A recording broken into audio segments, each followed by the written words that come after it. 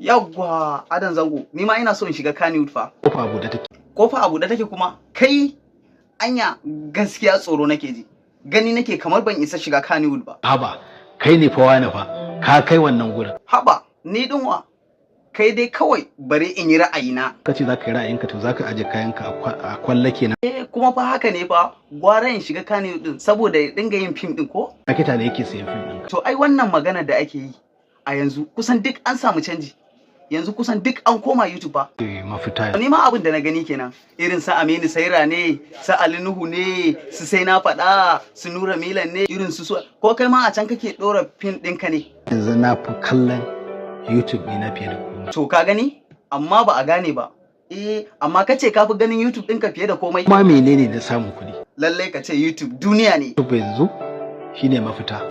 Lallai mu ma dai ba za a bar mu a baya ba. Ya kamata mu zo mu fara wannan YouTube ɗin.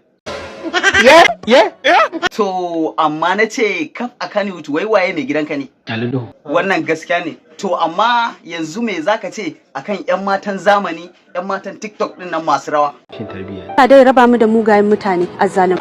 To amma ni kuma gani nake kamar nishadi suke yi kawai. Dai a guri na rashin tarbiyya. To ai shikenan. Allah ya tsare mana imanin mu gabaki ɗaya mu ya kuma kiyaye mu ya raba mu da sharrin TikTok. Amin dan darajar mai. To daga ƙarshe dai ku yi subscribing YouTube channel ɗinmu mai suna Ibrahim Ahmad Musa SML domin a iya wannan tashar ne za ku iya samun complete sabbin interview namu.